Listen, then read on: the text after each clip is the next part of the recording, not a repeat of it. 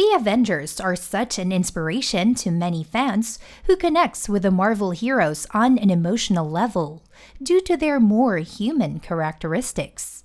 Discussing depression in relation to one of the Earth's mightiest heroes is important for multiple reasons, but most stem from viewers being able to relate with a character, feel validated, and also feel represented in media. Mental health is a complex topic that affects people on different levels. Within the world of comics, superheroes are just as vulnerable as humans and can even fall victim to thoughts of depression, anxiety, and low self-esteem. Hi everyone! Welcome back to Mickey's School of Psychology. In today's video, we are going to discuss a common mental illness, depression, and the Avengers who suffer from it. Just because they are superheroes doesn't mean they don't feel emotions or have complex minds like us. The Avengers' intense feelings of guilt and regret are uniquely human. Endgame is one of the most accurate representations of someone suffering with depression.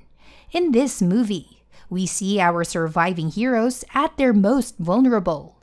Captain America, Iron Man, Thor, Black Widow, Ant-Man, Nebula, War Machine, Captain Marvel, Hawkeye, and Rocket are deep in a hole and are wallowing in their own guilt and self-loathing after Thanos snapped half the universe out of existence with the Infinity Gauntlet. Captain America. He could be the de facto leader of the Avengers who feels displaced, as he was in suspended animation for most of a century. When someone comes to what feels like a completely foreign culture, they may have what is called an adjustment disorder, that they just feel lonely, down, and a little anxious. Captain America exhibits multiple symptoms that the NHS defines as being indicative of depression over a prolonged period throughout the series and refuses to seek help, choosing instead to focus on his work and physical activity. A huge part of Steve's arc is the misplaced guilt he feels for Bucky Barnes' death, and eventual resurrection and recruitment by Hydra as the Winter Soldier. Roger's occurrence with death is repeated as he continues to sacrifice himself. Steve Rogers is continuously haunted by the memories and flashbacks of the traumatic experiences he experienced. Tony Stark is an authentic and complicated hero, but who is still vulnerable, compulsive, and obsessive. Stark's persistent denial that a person such as himself could deal with any form of mental illness speaks to his desire to fix everything. My diagnosis is that you've experienced a severe anxiety attack.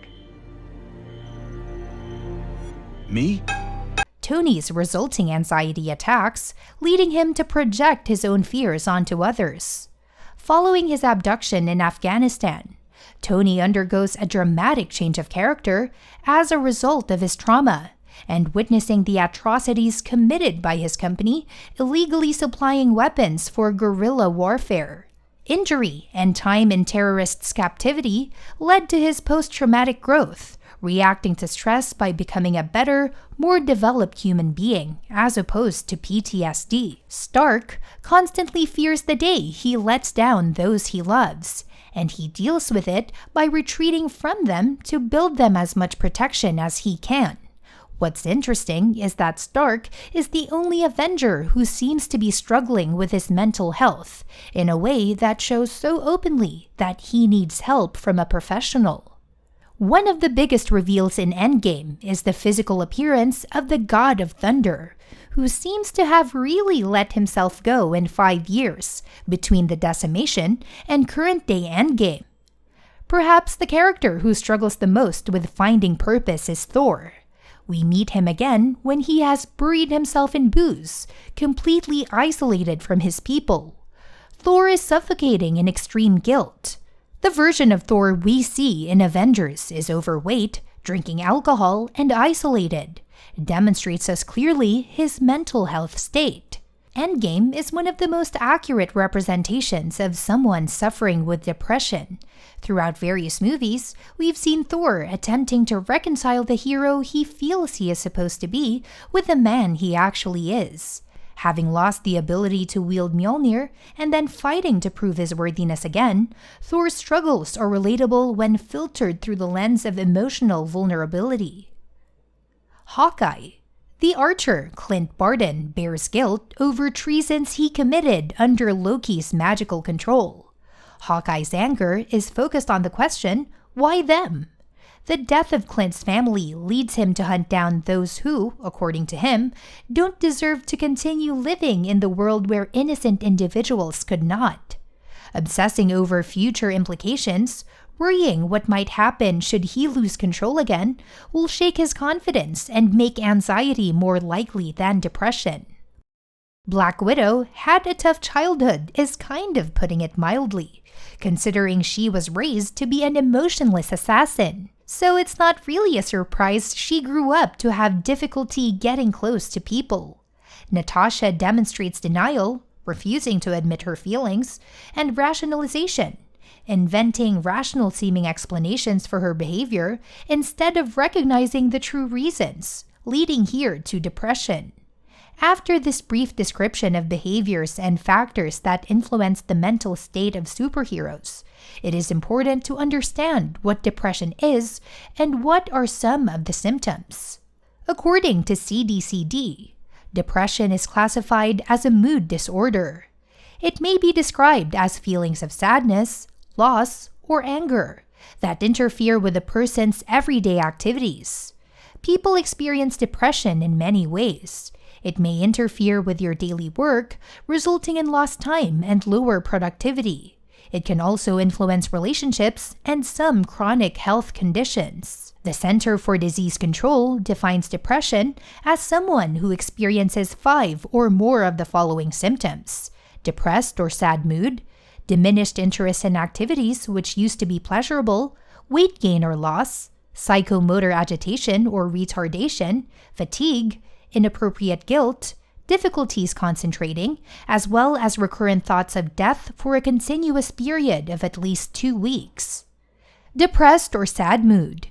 In a deleted scene from the Avengers, Steve is shown trying to adjust to his new life, diminished interest in activities which used to be pleasurable, Steve's lack of interest in anything outside of work, or anything he might have done for fun in the past. Thor isolates himself from the world. Inappropriate guilt. Steve admits that he feels like Bucky's death is his fault, and that he believes his actions led to his friend's death. Hawkeye feels guilty for killing people under Loki magical control. Recurrent thoughts of death. The first Avenger, Steve crashes the hydroplane Valkyrie into the ocean, an action he believes to be a suicide mission at the time. Weight gain or loss. Extreme changes of Thor's weight, etc. Even though Avengers' paths are littered with small failures, and they still have to live with some friends dying permanently, the Avengers proved that they could live, learn, and grow from these incalculable screw-ups by audaciously having hope for their futures. This sends a hugely important message. Depression, sadness, and failure are organic factors of life, and we have to live with it. None of that robs us of our ability to be great and fight our demons, literal and metaphorical. I hope you learned a bit more about the struggles Earth's mightiest heroes go through, and also learned a bit more about how depression works and can affect you or people you may know around you. Before you go, make sure to hit that subscribe button, as we have plenty more videos like this to come. Take care, and I'll see you in the next one.